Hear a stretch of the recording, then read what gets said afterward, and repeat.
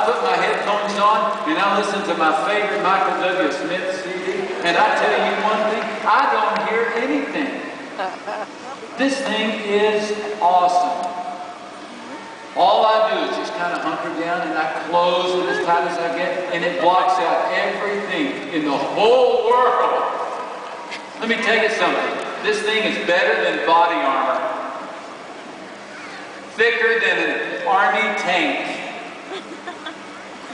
More insulated than any house. I consider this a bunker for my conscience. You know why? Because there's no poverty in here. No orphans in here. No homeless people in here. You see, all I have to do whenever I see poverty or orphans or homeless people, all I do is climb into my shell. Because my shell comes equipped with a sadness deflection shield. Racism? Injustice? You're kidding me. Not while I'm in here. Racism and injustice just bounce off of this shell, kind of like rain off of a turtle's back. These shells are great. I don't know what I would do if I didn't have a shell I could climb into and just kind of get away from, all the mess in the world. Let me tell you how this thing works. Just last week, I went down to the grocery store. Dealan sent me there to pick up a few things for a party. Just sodas and chips and the like. And I was standing in line, minding my own business, when I noticed that the lady ahead of me, who had a whole covey of little kids, maybe 3 or 4 at her feet and 1 in her arm, I noticed that she was paying for her groceries with food stamps. Now typically, I can stir up a smirk and pigeonhole these people as fast as you can say burden on society. But those little girls kind of got to me. What with their strawberry sweetness and ribbons in their hair and flip-flops. About that time, I noticed that the cashier was giving the food stamps back to the mother. Apparently, there wasn't enough food stamps to cover the food. And I had this thought. I thought to myself, well, I could help her. You see, little did I realize what was happening. Somebody had released some kindness vapor into the grocery store. And some had gotten into my system. And my body began to react. I felt a lump in my throat. My eyes began to water.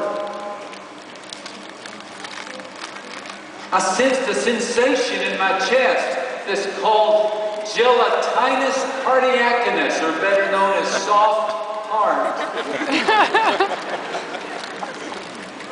And then the involuntary reflexes kicked in. My left hand went up in the air as if to signal I could help. My right hand went, believe it or not, into my pocket to get some money. That's when I came to my senses. That's when I realized, compassion attack, compassion attack. Boy, was I glad I had my shell. I immediately went over to my shell, and as I stepped in, I looked around and I saw that most of the other people in the grocery store had already taken cover. And I took cover as well. I don't know what I would do without my shell. When I'm watching television and I see reports of refugees in Darfur, I just climb into my shell and it doesn't bother me. When I'm driving through San Antonio and I see the homeless standing on street corners holding cardboard signs, cardboard pieces of paper, then all I do, just get into my shell before it bugs me. When our missionaries talk to us about people all over the world who don't know anything about Jesus or forgiveness or heaven or hope, I quickly get into my shell.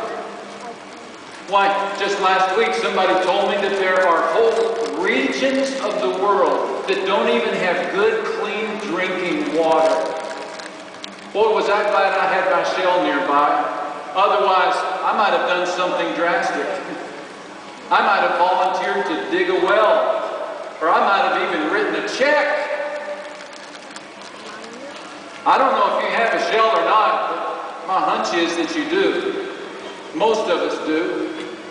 Most of us have found some way to insulate ourselves against the hurt of the hurting, haven't we? I mean, what can we do anyway? What can we do about the famine in Sudan, or the plight of the unemployed, or the immigrant family that has more kids than dads? That's just to climb into the shell and close up. Isn't that the best response? Boy, you'd have trouble convincing Jesus Christ of that strategy. Remember how the Bible presented Jesus to the world? The Word became flesh and blood and moved in to the neighborhood. You see, Jesus was all about moving in, not about climbing up. He moved into Mary's belly and Joseph's family. He showed up at weddings and funerals and river baptism services and festivals. He got close enough to lepers to touch them and foreigners to love them. And he spent so much time with questionable characters that people called him a lush, a friend of the riffraff. Jesus got into things. He got into mangers and storms and fishing boats and synagogues and crowded streets and cemeteries. Racism couldn't keep him from the Samaritan woman.